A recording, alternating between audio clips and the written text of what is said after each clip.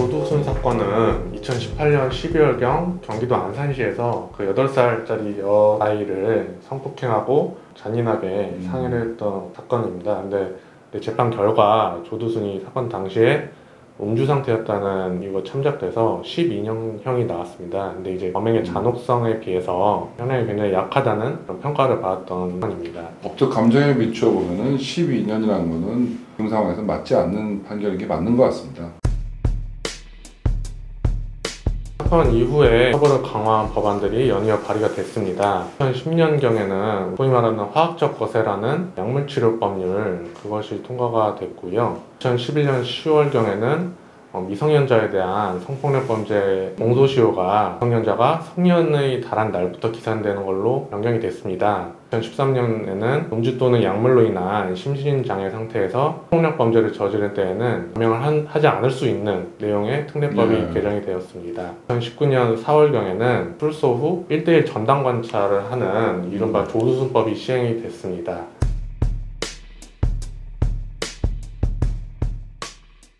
그 조두순 격리법의 골자는 조두순을 사회에서 격리해가지고 재범을 하지 못하게 한다는 것이거든요. 이건 어떻게 보면 정신과적인 문제 때문인 거고, 그런 경우에는 재범의 위험성이 높다는 거거든요. 사회를 재범의 위험으로부터 방지하고자 그런 법률이 제정된 것으로 보시면 될 것 같습니다. 2011년에 법무부가 국회에 제출한 법률안에서 보면은 보안 처분의 일종으로 보호 수용을 규정했거든요. 국회 회기 종료로 물론 그때 자동 폐기가 됐었어요. 2014년에도 법무부는 아동 성폭력범 등 어떤 흉악 범죄들에서 보호 수용법 제정안을 내긴 했었는데 그때도 국회에서 제대로 논의가 되지 못했었거든요. 그러다가 이제 접근 금지법이라고 하는 나왔었지만 그때도 입법이 안 됐고, 여러 가지 법률이 제정되긴 했지만 아직까지 제대로 된 더 이상 재범을 못하게 하는 법이 제정되지 못하고 있는 상황이에요. 그러다 보니까 이제 피해자 부친께서는 조두순에 대해서 이거 어떻게 계속 내비둘 수 있겠느냐, 격리를 위한 필요한 조치를 좀 해달라 탄원을 낸 상태고요. 피해자 부친께서는 조두순이 이제 법정에서 자기가 한 짓이 아니고 어린아이의 기억이 잘못됐다, 진짜 범인은 따로 있다고 하면서 딸에게 사과도 하지 않고 반성도 없었다라고 이렇게 호소를 하시고 계십니다. 그러면 그 아버님께서는 지금 정부의 어떤 약속을 지금도 믿고 있으니 조두순 격리법안을 출소 전에 입법을 해달라고 요청하고 계신 거거든요. 예. 저는 그 아버님의 심정이 충분히 이해가 가요. 그 어린 아이의 어떤 내부적인 장기가 다 파열될 정도로 그런 피해를 입었으니 그 어린 아이도 그렇고 그 부모님도 그렇고 정상적인 사회생활이 가능하겠습니까? 근데 그런 조두순이 출소해서 내가 사는 동네로 온다. 그거는 어떻게 보면 피해자한테 정말 가혹한 일이에요. 어떤 행위를 했는데 그 당시에 제정되지 않은 법으로 나중에 가서 처벌하기 시작한다고 하면은 입법에 의해서 독재가 가능한 측면이 생기기 때문에 그거는 형사적으로 허용해서는 안 된다는 게 소급표를 인정하지 않아야 된다는 게 어떤 형법적 기본 원리예요. 조두순 같은 사람은 어떻게 보면 더 격리를 하고 그 당시 판결이 잘못된 판결이니까 좀 더 오랜 기간 사회에서 격리를 해야 된다, 이렇게 얘기하는 게 맞죠. 근데 한편으로는 조두순한테 그렇게 해버리면은 이것도 해야 되지 않아? 저것도 해야 되지 않아? 이런 일들이 생길 수밖에 없는 거라고요. 그러면 이걸 법률적으로는 법적 안정성이라고 표현을 하거든요. 그럼 모든 행위가 한번 판결 받고 나중에 가서 또 문제가 될 수 있다고 하면은 사회적으로 굉장히 불안해질 수밖에 없어요. 그런 것 때문에 소급표를 금지하고 있는 건데, 조두순 개인에 대한 구체적인 필요성과 법적 안전성이 충돌하는 구조라고 보시면 될 것 같습니다.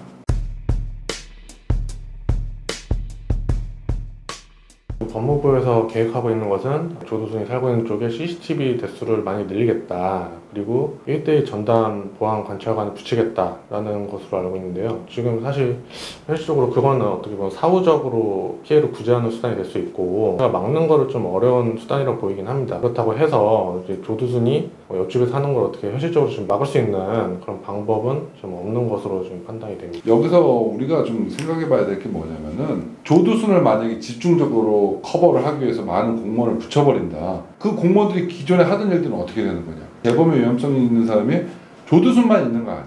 저는 그래서 정치권이라든가 이렇게 행정을 하는 사람 입장에서는 조두순이 가장 큰 문제가 되고 있기 때문에 조두순에 대해서 조치를 하는 건 좋은데, 어떻게 보면 이게 저는 전시행정이 될 수도 있다는 거예요. 새로운 인원이 충원되는 게 아니거든요. 10사람을 관리하고 있던 공무원이 조두순을 전담하게 된다면은 나머지 9사람들을 관리하는 공무원들은 어디서 충당을 하냐는 거죠. 그러니까 조두순에 대해서 모두 다 집중을 하고 나면은 다른 부분이 소홀해질 수도 있다는 것을 생각을 하고, 물론 CCTV 같은 거를 많이 설치하는 거는 추가적으로 공무원이 필요 없으니까 가능한 건데, 다 전담시킨다? 그렇다고 해서 조두순의 범행을 막을 수 있느냐? 저는 쉽지 않다고 봐요. 조두순이 마음먹고 나서 공무원의 눈을 따돌리는 것이 조두순한테 어려운 일이라고 저는 생각되지 않거든요. 실질적으로 가장 핵심적인 거는 조두순을 격리하는 건데, 지금 격리가 법률적으로 안 되고 있는 그런 문제점이 있는 거거든요.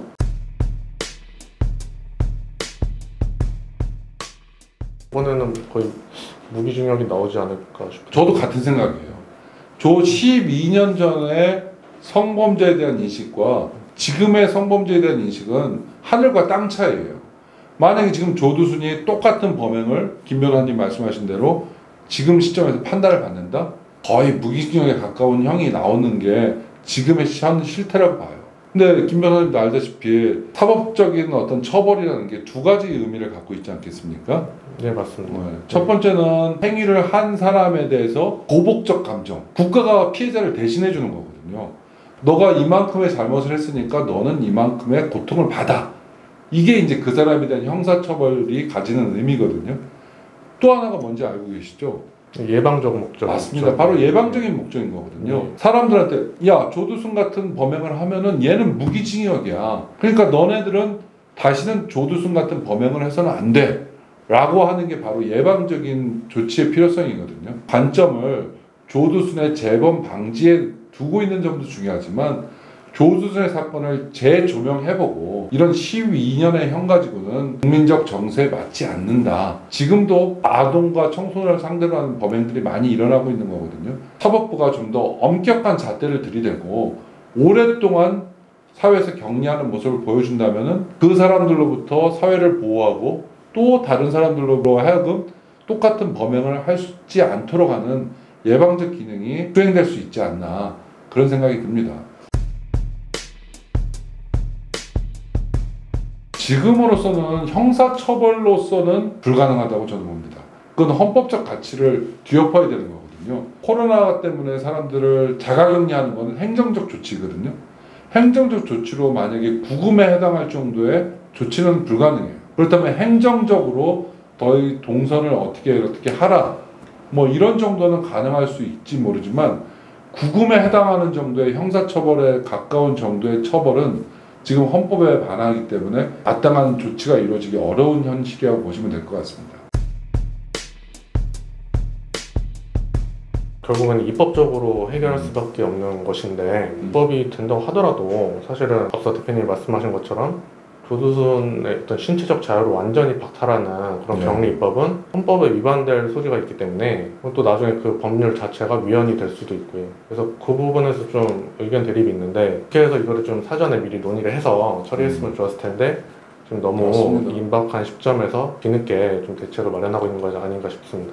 전 조두순 피해자 가족들의 그 심정이 너무 와닿아요. 성범죄 피해자들을 보면은 유사한 성범죄, 아니면 가해자 유사한 어떤 모습만 봐도 그 트라우마가 지워지기 어려운 거거든요. 정신적인 트라우마로 남아있는 경우를 많이 보게 되거든요.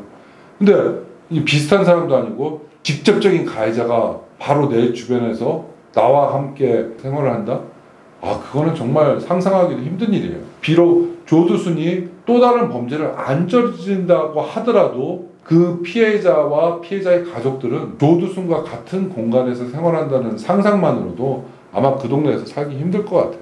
저희들은 그런 부분에 대해서 국가에서 도와줄 수 있는 조치들을 강구하는 것이 조두순을 격리하는 것에 못지않게 좀 필요한 조치가 아닌가, 저는 그런 생각이 듭니다.